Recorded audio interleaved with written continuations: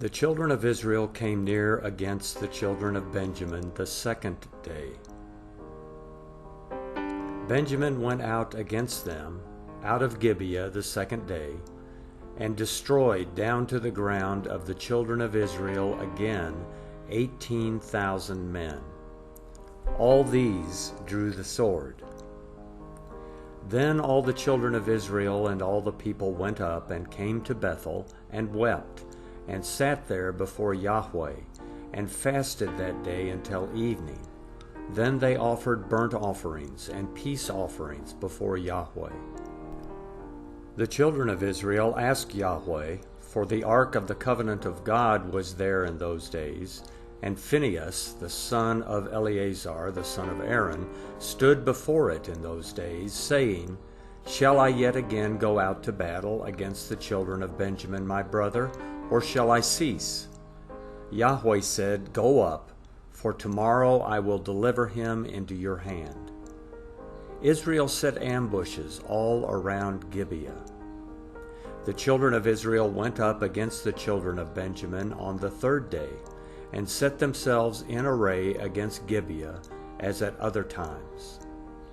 The children of Benjamin went out against the people, and were drawn away from the city, and they began to strike and kill of the people, as at other times, in the highways, of which one goes up to Bethel, and the other to Gibeah, in the field, about 30 men of Israel. The children of Benjamin said, They are struck down before us, as at the first. But the children of Israel said, Let's flee and draw them away from the city to the highways. All the men of Israel rose up out of their place and set themselves in array at Baal Tamar. Then the ambushers of Israel broke out of their place, even out of Merah Geba. 10,000 chosen men out of all Israel came over against Gibeah, and the battle was severe, but they didn't know that disaster was close to them.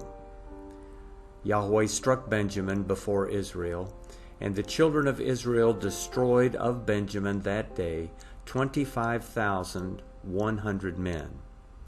All these drew the sword. So the children of Benjamin saw that they were struck, for the men of Israel yielded to Benjamin because they trusted the ambushers whom they had set against Gibeah. The ambushers hurried and rushed on Gibeah. Then the ambushers spread out and struck all the city with the edge of the sword. Now the appointed sign between the men of Israel and the ambushers was that they should make a great cloud of smoke rise up out of the city. The men of Israel turned in the battle, and Benjamin began to strike and kill of the men of Israel about 30 persons, for they said, Surely they are struck down before us, as in the first battle. But when the cloud began to arise up out of the city in a pillar of smoke, the Benjamites looked behind them, and behold, the whole city went up in smoke to the sky. The men of Israel turned, and the men of Benjamin were dismayed, for they saw that disaster had come on them.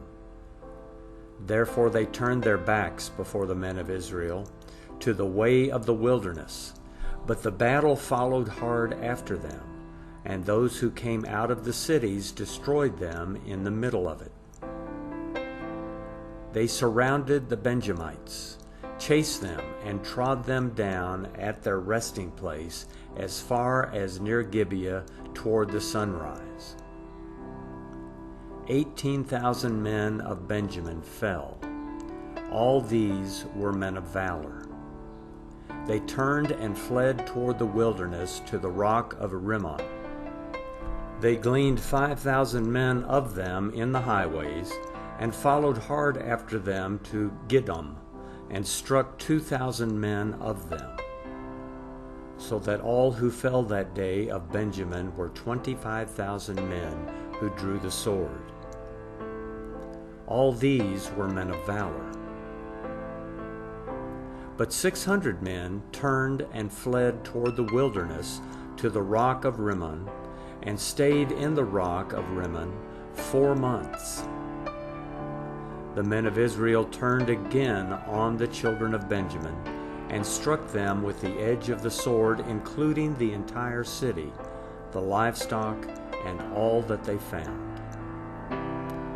Moreover, they set all the cities which they found on fire.